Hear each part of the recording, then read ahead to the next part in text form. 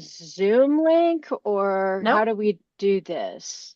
All we do is sit here and talk. It goes up on the Charmed YouTube, Okay, sounds good. and it is, in fact, Yep, there it is. up there right now. So let me do that so that I can actually see the live stream. Oh, was it not going to let me see the chat?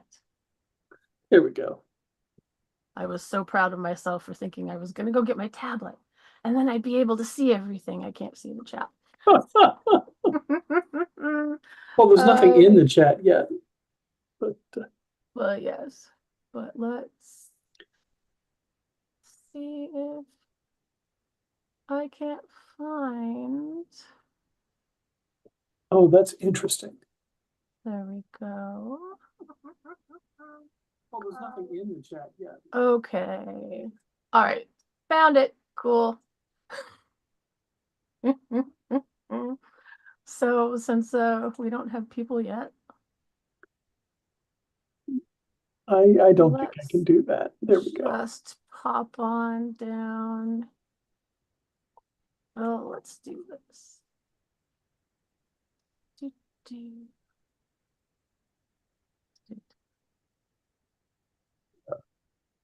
All right, I have let T know that we've officially started on YouTube, and let's just go. So, hey, Hey, welcome to the second episode of Counting Down to Charm 2025. We're going to talk about our 2017 event this time around. And because I have control issues, I'm directing the conversation. So I'm EnScenic, aka Noelle, which you can tell because my name is on the screen. And with me, we also have first person to speak up wins. Or Wiseguy. Say hello, Wiseguy. See, I was trying to just be polite and let the AskJeeves go first.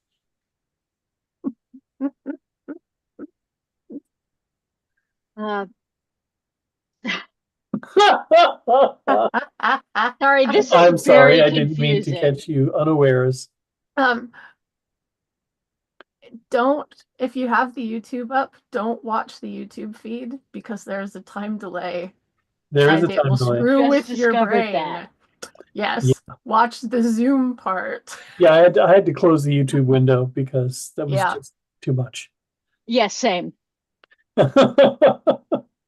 So sorry, you're gonna have to be the one to go, hey, wait a minute, we have a question in chat, if that ever happens. Okay. So here's what I'm gonna do. We'll go in alphabetical order.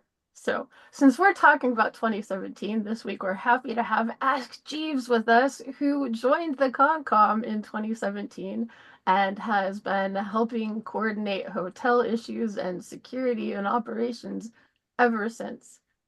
How are you today, Jeeves? Actually, well, strictly speaking, she was not actually in charge of the hotel, but she certainly did most of the work. Ish. But anyway, it was. She was the one we wanted to deal with on the hotel. We've got, there have been 2 hotel searches, and that was well, they were both difficult in different ways, but yes, we were lucky to find the hotel we had at the time. And I'm happy to talk about hotel and some of the logistics around the hotel, a little bit around the security, that kind of thing. Well, that hotel, as you recall, had a lot of interesting features to it. Yeah. We had, and I did a lot of logistics type of stuff too. That was where I had started in doing Charmed the year before in operations, but that's kind of boring. Anyway, you should probably hear Noelle. All I'm gonna say is last week, Wiseguy, we just assumed that everybody knew who we were. Yeah. And even though the only people coming to watch this may be people at this point who do know who we are, just in case, who are you? Oh God, people have been asking me that for ages. No, no, I'm Wiseguy, aka Mark Wiseman. Uh, I wrote a book or two back in the past that you may or may not have heard about or read. I wrote a hell of a lot of short stories a long time ago. Fewer recently, but you know. So I've been around this community in one way or another pretty much since the birth of the community. I was one of the few people that's still around that can talk about having been at Hypnoticon in 2008. Uh, Does Hypnoticon still happen? Because it's a no, it only really happened good once, and name. then there was a big fight between the organizers, so it never Ah, happened again. see, all the things that have the best names seem to go that way, and then the name is ruined forever. Anyway, what do Well, you for do a for while there, Charmed? there was a legal thing of who actually owned the name. See, So you're proving my point. Oh my gosh, that's so annoying. yes, you know, and that's just yeah. But yeah, What do you do for Charmed? uh, bleed mostly. I mean, Sometimes that's literally. really actually true this year. No, I traditionally I take care of the program and scheduling, and I'm usually the liaison for the consent team, and I try to stay at least second place on other things, if not further, because there are some places I simply shouldn't touch because I just don't have any talent for it. I mean, And nobody can do all of the things. right, nobody can do all the things, and I have become very comfortable with saying, "Hey, I'm not good at that." Yeah.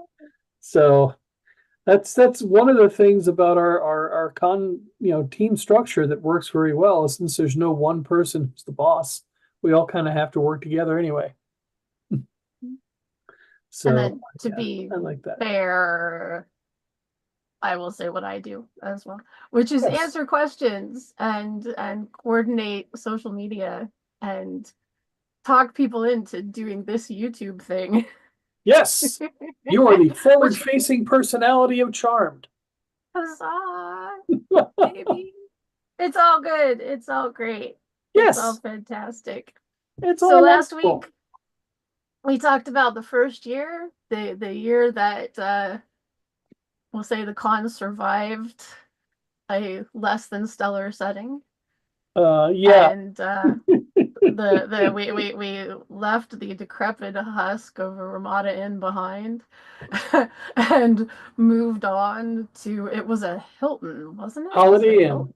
The Holiday Holiday Inn. Inn. I knew it started with H, which, other than some minor difficulties, most of which involved elevators and accessibility access, in theory was a really, really great space, right? It But was, before we well, I talk mean, about coming off of Ramada, anything would be better.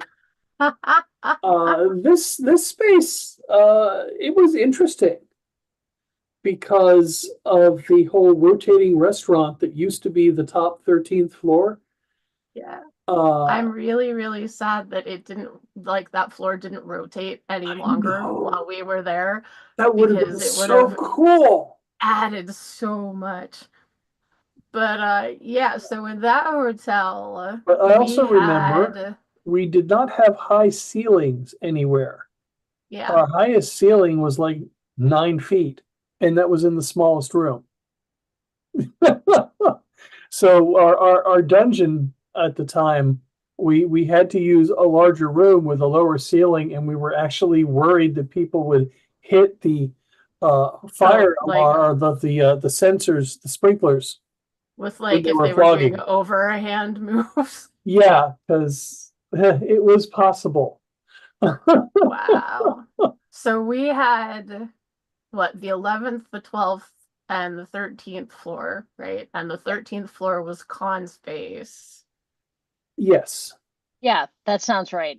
Well, I mean, the And 13th floor was the top yeah. that was not accessible entirely. Oh, okay. So the You had to 12th go, you had floor to get was permission, con and somebody from the space. hotel had to take you up on the freight Okay. elevator to get to the Okay. 13th. So the other thing we did up there were 4 classrooms up there. Okay. The 12th floor had, I want to say, 5 or 4 classrooms, but they were much bigger.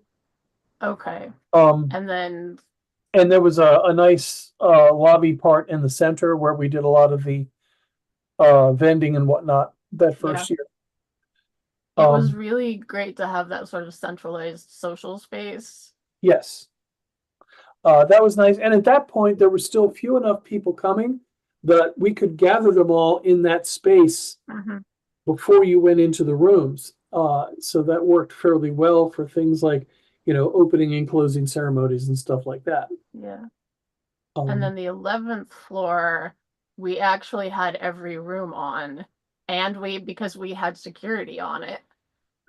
the first year we had security on there, so yeah, Yeah. we you could actually be naked there for a few hours. There were hijinks. There were hijinks on the 11th floor. There were indeed hijinks on the 11th floor. Kinda. I stepped over the hijinks on the 11th floor, but did not participate in the hijinks.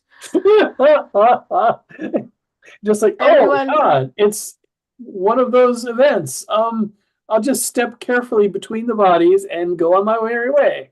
exactly. So, in 2016, you guessed that attendance was just over 100. Yeah, it was like 100 to 120, Yeah. somewhere in there. So in 2017, you estimated attendance was at least 150. At most 150. Oh, at most 100. Yeah, Okay. yeah, But that's still 120 going to up. 150. It was a little bit higher. The word got out. We didn't do ourselves any favors the first year because we kind of flubbed a couple of privacy things. But that was actually the first time we were able to show that, hey, we won't try to cover up those mistakes. We'll just fix them. Yep. Uh, We uh, went up in class count from we did go up in 65 to class count, 101. partly because we had more Significant rooms. drop. So, we didn't. Oh, more We had, classrooms. Got it. yeah, we had, I want to say 8 classrooms because there were 4 upstairs and 4 downstairs for 12, 13 and 12. Yeah, that sounds about right. We went from 33 presenters to 45 presenters. Oh, I'm sorry. There were only 3 rooms upstairs on the 13th. Oh, so only 7 classrooms. Oh no. Yes, we had 7. Well, there were 7 classrooms, but that was nice. One of them was, well, like I said, the smallest room. It was really tiny, but it also had a high ceiling.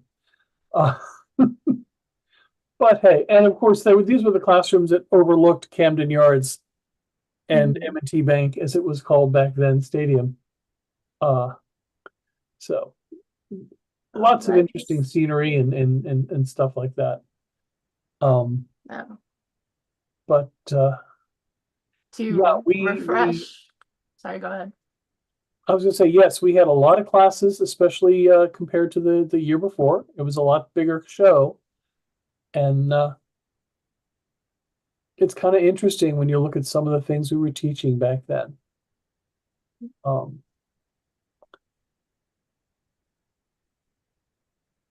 We So had one of the advanced things orgasm play. We had a lot of magic because Harry Potter was big.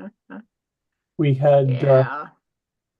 oh God, doll play was big that year.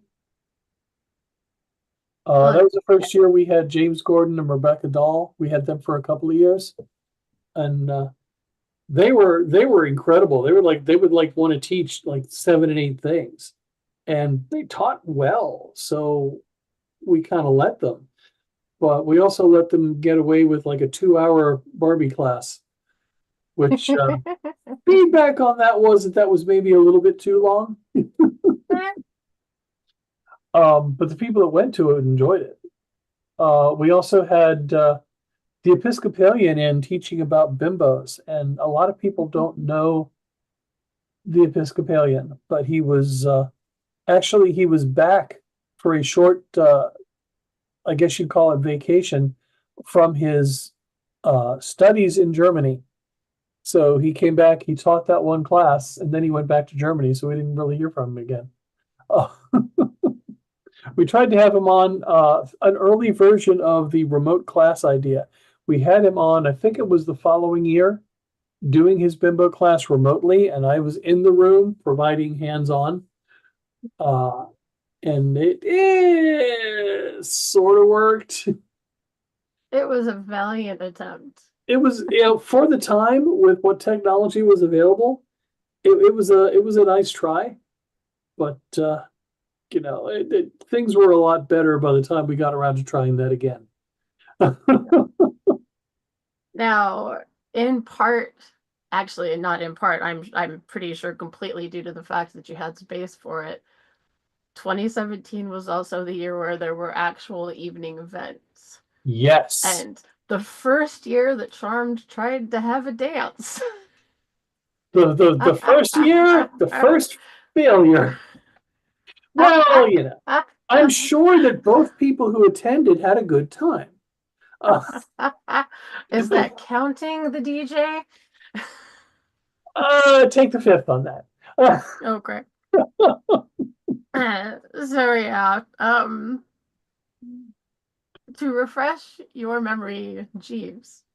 Oh, in no. 2016, you taught 2 classes or co-presented 2 classes. In 2017, you went up to 4. Mm-hmm. Because I did look at 2018. In 2018, you have 1, and I suspect that after that, the number becomes 0. I'm not sure when I took on con security as a full-time thing I did, but con security is not something that really you can teach classes and do. Yeah. Yeah. In 2017, Wiseguy, I've got you teaching 4 classes plus 2 evening things. Yes. I know that there's a lot of... Oh, no, 17. 2017. I know there's a lot of cons in the beginning where you ended up being on the schedule a bunch of times, but I feel like for Charmed, there was some sort of curbing influence at play. Well, I mean, part of it was we started having more people willing to present. Mm-hmm. And I was happy to see that. I was happy to take a step back and let other kids play. When you have James Gordon, Rebecca Dahl came in and were wanting to teach 6 classes, and I was like, people haven't seen you a million times. This sounds like a good idea. I also, in 2017, I started a habit that I have to this day, which is kind of stepping into almost every class and just kind of sampling and seeing how the instructor is doing and stuff like that. And of course, that is not possible if I'm teaching a class. Mm-hmm. So I did that year, and I kind of liked it. So I try to do that as much as I can. And unfortunately, there were some reasons. I don't remember if this was the year we found out about Whispers of Pleasure or if it was the following year. But I went to 10 minutes of his class, and I was like, holy shit. Well, we can't ever let this guy teach again. Let's move on. Yes. I should say it wasn't anything ethical. It was just a quality of education question. Okay. So, Jeeves, we get tons and tons of questions about the hotel, as you know, and about the process of dealing with the hotel. Can you take this opportunity to explain a little more what the hotel process is like? Okay. As far as hotel searches generally, and I can always do a super fast version of that when we do our next hotel search a few weeks. however we did this. But in general, the way I did it was I was a very strong believer in having a contract with the hotel. And another thing is our con at that time, uh, y'all are making it less so and less so this problem, but even still, our hotel has a bit of a strange footprint. We've talked about us having a lot of classes that take space. And as far as the number of space, the amount of space, we always want to have the minimum number of required rooms, which is again less and less a problem because we keep selling out our room block for the amount of space we get. And for tax reasons in the 70s that I am not going to bore you with, though I could. For a while, Some people would be into that. Apparently. For a while, there was tea offered to listen at the con. But anyway, there was a financial incentive to build conference centers. And that financial incentive has been gone for decades at this point. So, which is why our hotels tend to be a little older. And while we squeaked by at the Baltimore Hotel, it was never quite as big as some people on this call who are neither me nor Noel might have preferred as far as providing as much class space. But we kind of had to do what we had to do. Yes.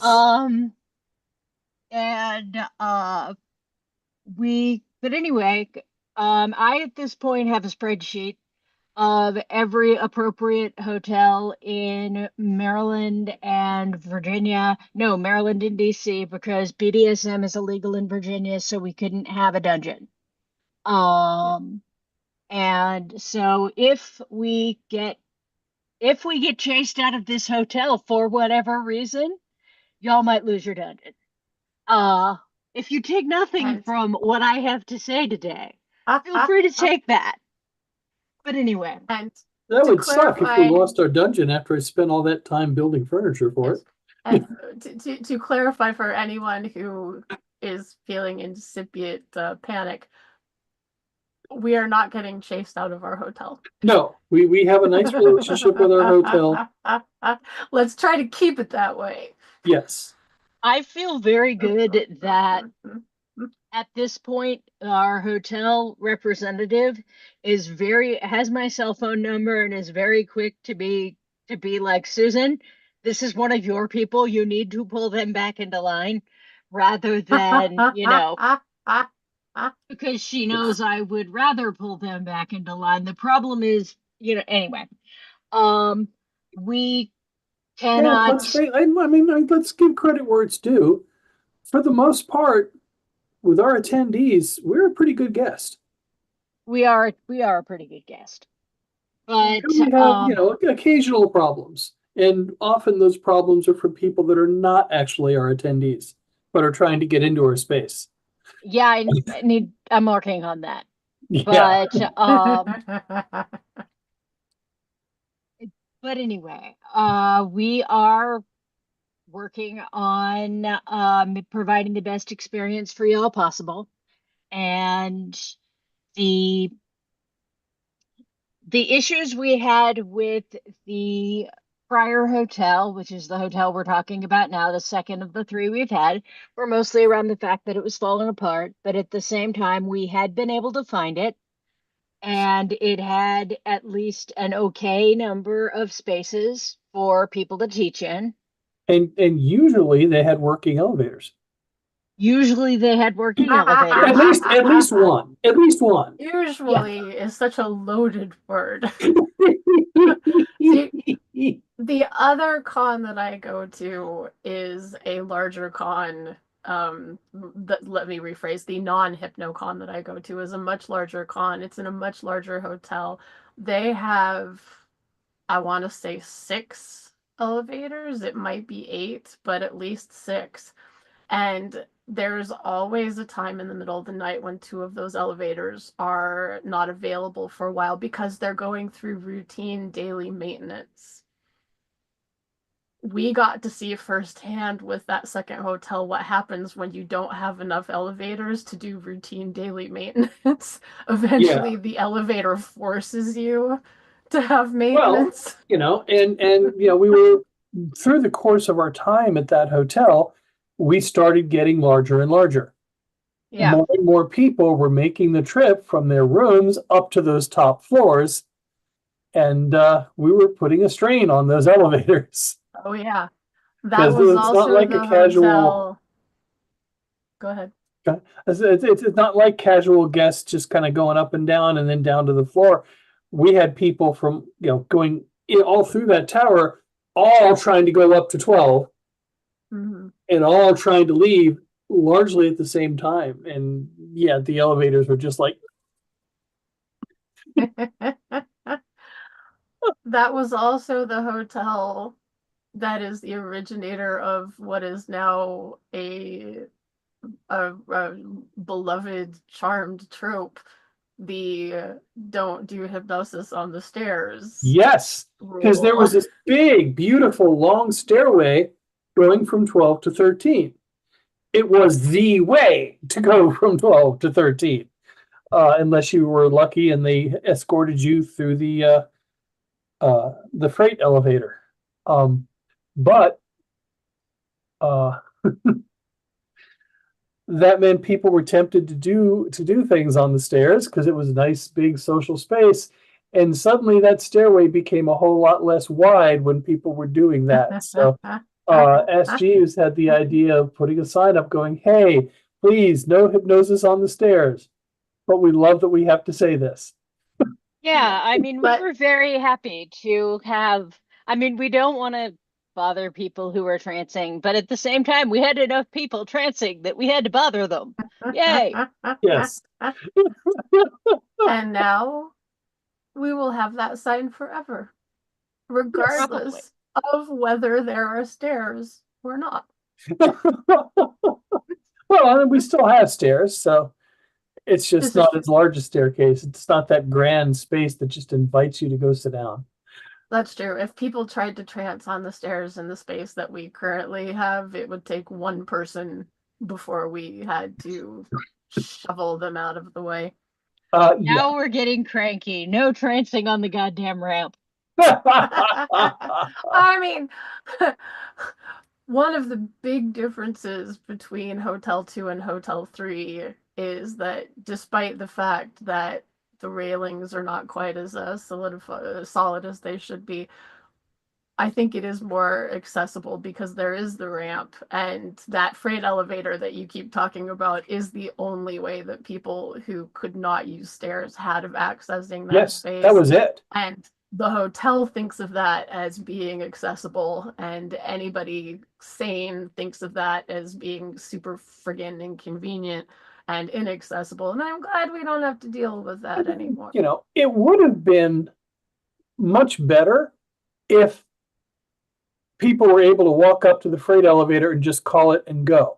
But because that hotel insisted on having a key to control it and them being the only ones that could actually start it, that made it a pain.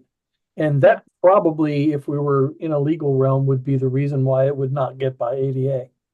Because if you could just walk up to it and use it, it would work fine. Yeah. But yeah. And that was a problem that would bother us for a lot of the time. Well, for the entire time we were at that hotel. There was one year when they actually did sort of let people use it, and then it just kind of got out of hand, so they stopped. I think Goth talked them into it at one point, but when Goth was recovering from surgery, and just literally ran the ops desk, and that's all she did.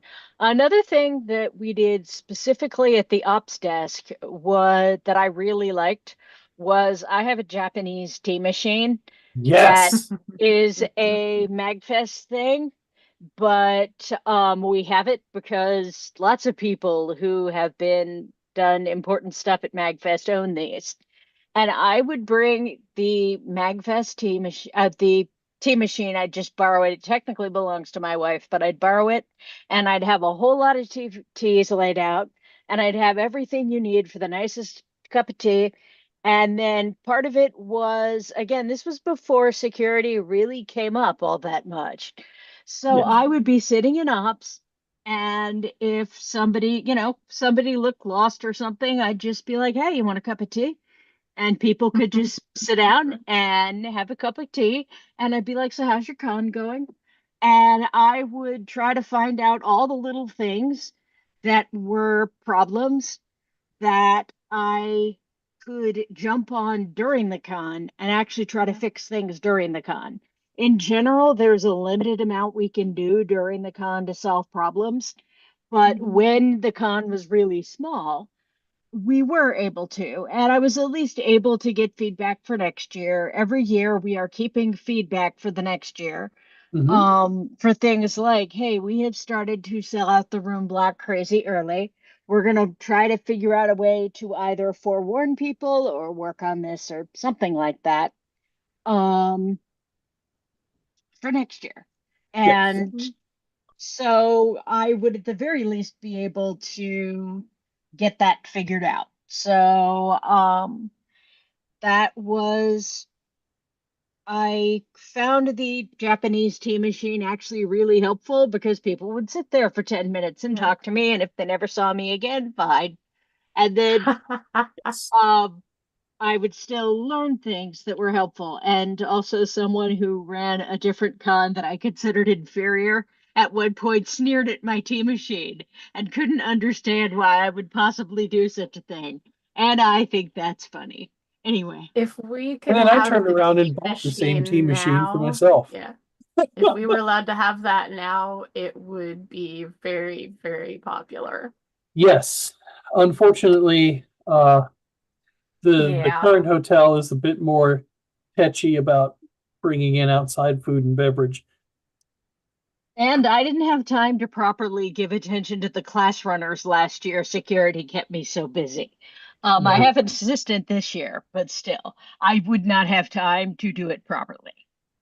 I Yeah. mean, last year, and granted, last year was only the second year that I was on the Concom, but last year, the jump in population from 2023 to 2024 with the sheer numbers of people coming to the con. I was really surprised at the numbers in 2024. Yeah. Yeah. And on paper, you just look at it and go, oh, that's exciting. Look, we got more people. But when the Yes. actual physical bodies are Yes. present in the space, Trying to it's get to it's classes and whatnot yeah, yeah. it's Yeah. daunting. Well, I mean, that's also that in the technology we're bringing into it now are the reason why we're now doing half an hour between classes. Mm-hmm.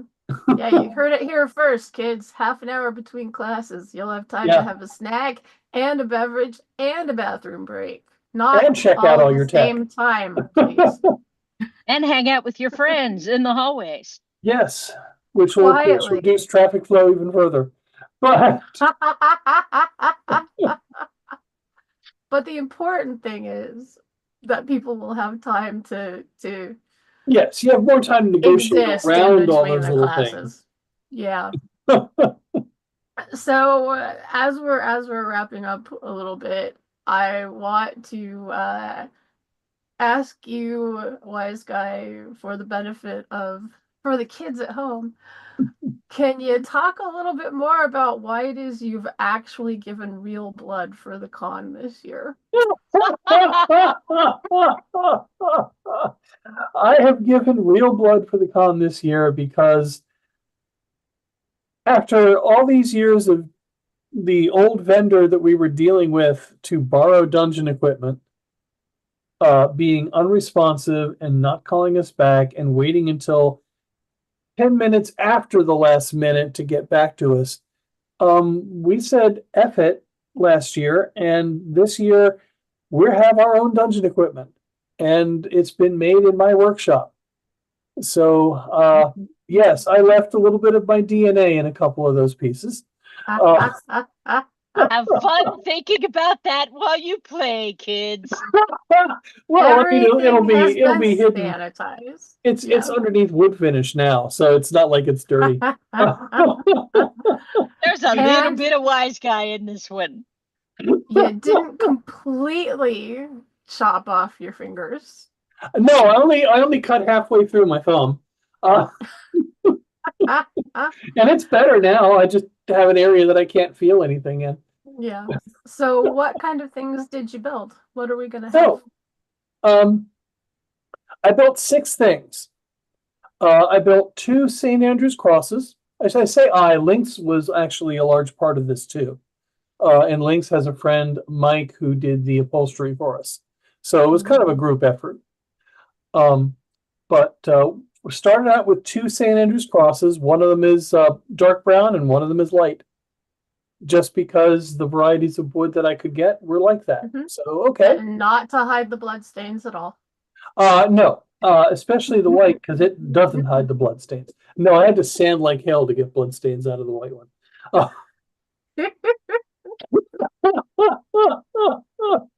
Well, you know, when you're building, it's sharp and there's splinters and whatnot. And sometimes you miss with a saw. It happens. 2 crosses. But I mean, shoot, can I show pictures on here? I wonder what happens if I try to share screen. You can share screen. It works just like a Zoom call. Oh, cool. Or it should. All right, let's try it. Okay. And let's go to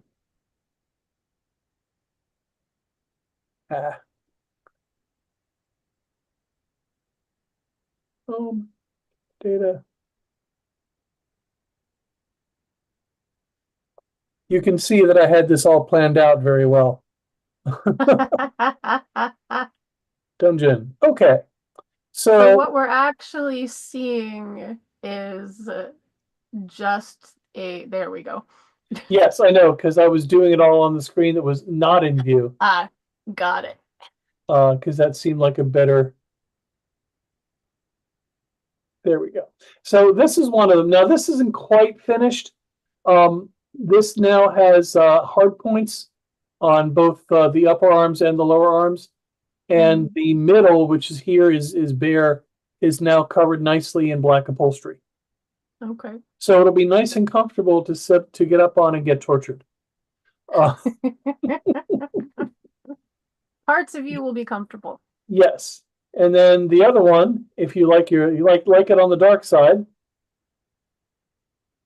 the exact same wood, but this has been heat treated, so it's naturally dark brown. I did not use any stain on this.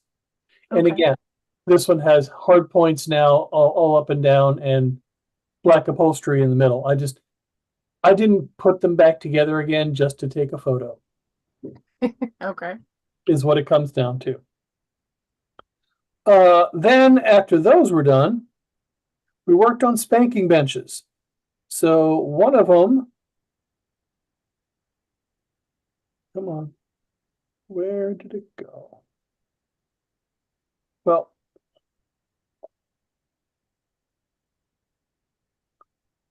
Well, he'll pull up this one while I'm, since this one's here.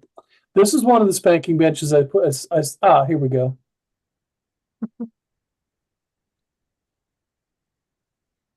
Oops, no. So how many spanking benches are there all? I made 2. Okay. So, there it is. Okay. This is one of them. This one is very simple. You kneel here, you lay your body down on this pillow, and I made an extra pillow for the head that can be adjusted in and out depending on how tall you are. You have hard points on both of the front legs to tie down your arms or hands.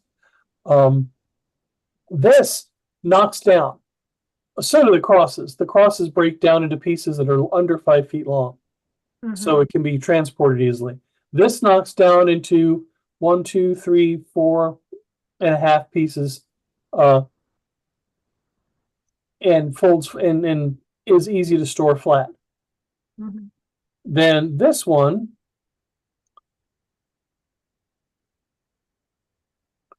folds up. But this Okay. is the same sort of thing. It's just a different style. Again, you kneel on this, you lean your body here, and then we secure your wrists in this. If you have small wrists, they'll go here. Larger wrists can go here.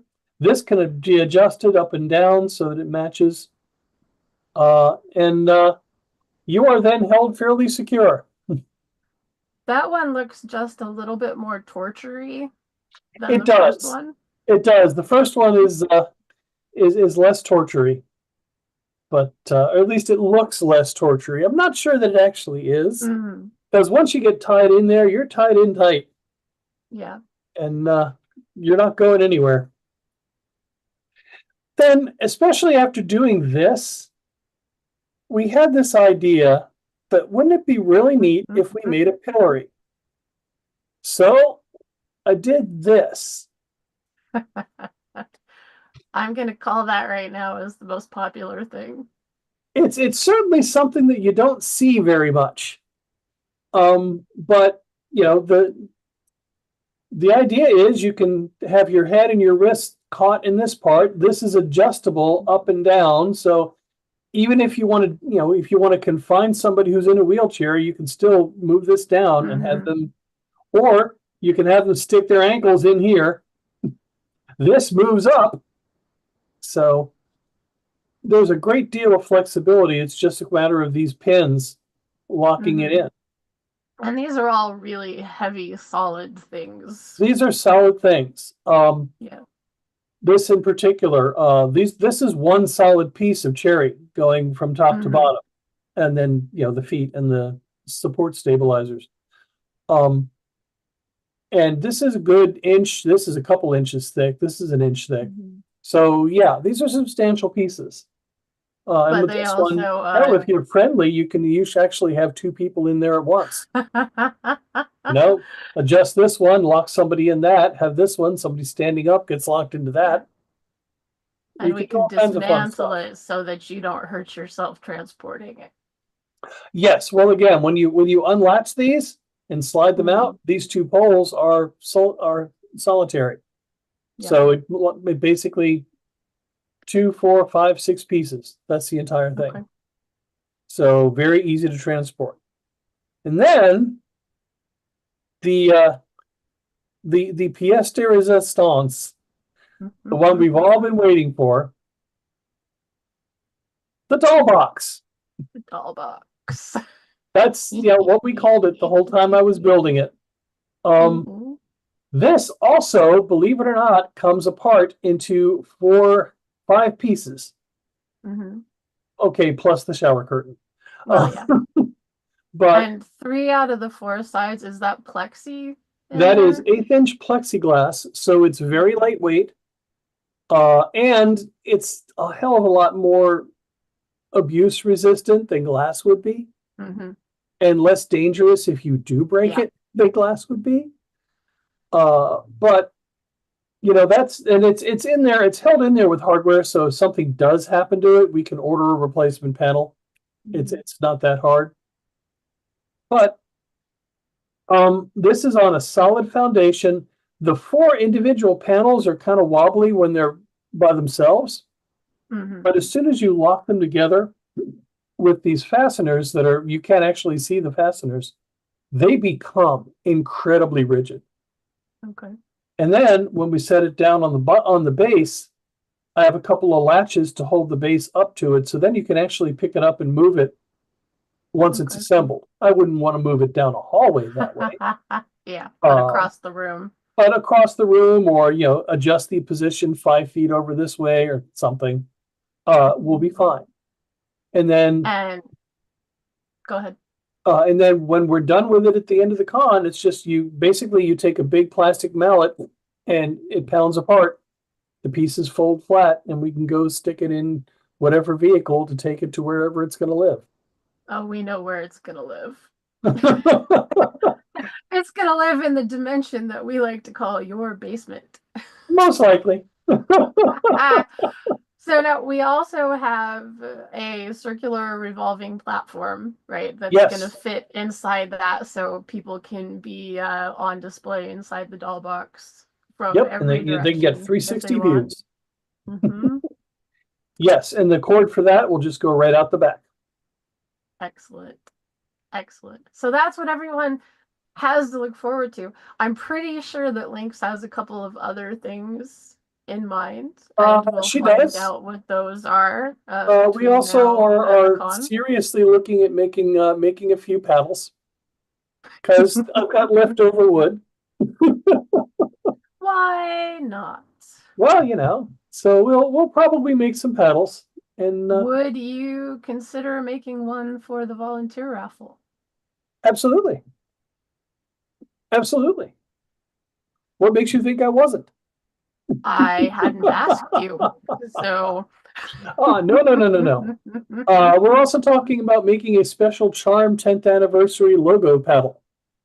Now that we have chosen the winning logo, Yes. I am going I'm going to experiment. We're going to see if it works, but I'm going to transcribe that into black and white line drawing and try to put that on a paddle and see what happens when you hit somebody with it. Are you If all thinking it goes would be well, as... Hmm? Oh, go ahead.